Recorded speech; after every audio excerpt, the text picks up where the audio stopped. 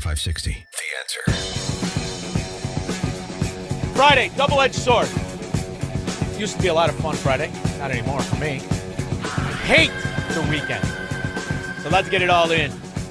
See, we got him on the rope, Squirrel. Now it's time to finish him. Everybody in this country knows that Minnesota is a front and that Somalia is not a country, it's a syndicate. On Minneapolis, Mr. Prince, I have a follow-up for you. The state officials there have said that the FBI is not sharing evidence with them. Typically, they would conduct a joint investigation, as you know. Do you believe that the FBI should be sharing evidence with state officials in Minnesota? Well, normally I would, but they're crooked officials. I mean, Minneapolis and Minnesota, what a beautiful place, but it's being destroyed. It's got an incompetent governor, fool. I mean, he's a stupid person. And it looks like the number could be $19 billion stolen from a lot of people, but largely people from Somalia. They buy their vote. They vote in a group. They buy their vote.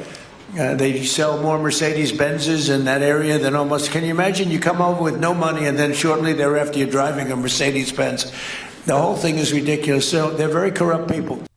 Which is why you never let them in on it. They're thieves. It's really that simple. So when they act all perplexed, what could it be? I don't understand. We learned Governor Tim Walz reached out to President Trump today in an effort to tamp down the tension in the Twin Cities.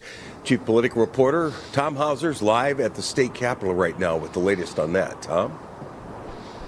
And Kevin, both the White House and the governor's office confirmed that the two men have not talked. The animosity between President Trump and Governor... It's not animosity. He's a suspect. You're a suspect, and you may very well be the kingpin. It's either you or that other fraud who's on tape with the Somalians. What is his name? Keith Ellison, the crooked bastard? His son on 2 ghost payrolls for Minnesota? It's a front.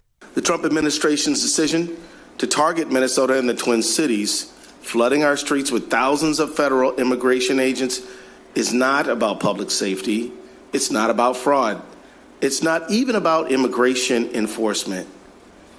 It is because, in the words of Donald Trump, he believes that he won our state 3 times, but he did not win it in the election. I'm quoting him. He's the one who said these words, not me. Well, you do have that problem where you have your same-day voter registration where you've been caught with millions of fraudulent votes. In fact, you're a Democrat dunghole. So nothing you say is the truth, you frackin' liar. Everything about your state is a fraud so that the politicians can all steal the money. I like when they hide it in their spouse's name. Let me give you the perfect example. How about Minnesota Congresswoman Ilhan Omar? In February of this year, she shot down claims that she's actually a millionaire. She wrote, "My salary is $174,000 before taxes. I don't have stock or own a home. And I'm still paying off my student debt. So if you're going to lie on something that is public, maybe try checking my financial statements, and you will see I barely have thousands, let alone millions." Well, people have checked the public records now.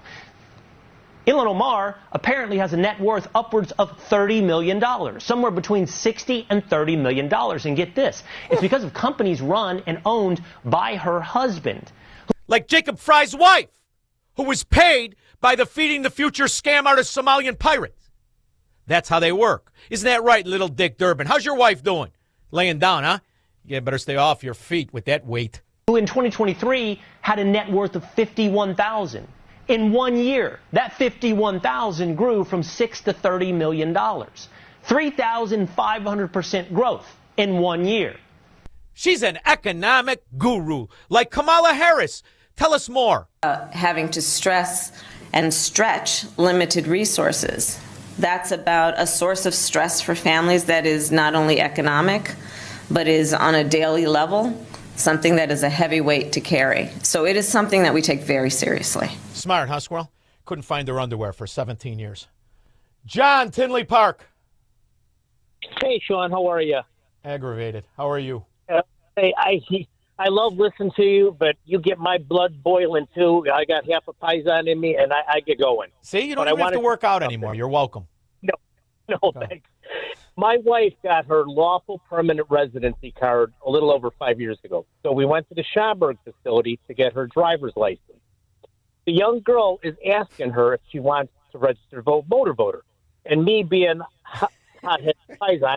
I jump over. I says, well, you know she's not a citizen. And the girl's like, well, young kid, I feel bad. Well, we're not supposed to ask. Really? So my wife would have unknowingly been registered to vote if I didn't chime in. Yeah. And this is one of how many in this state?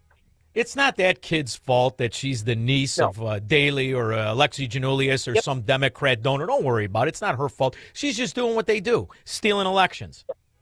Yep. And like Thank I you. said, this is one, and I'm like, are you kidding me? But anyway, I love listening to you. I love listening Thank to you, brother. Thank you for listening. I appreciate you.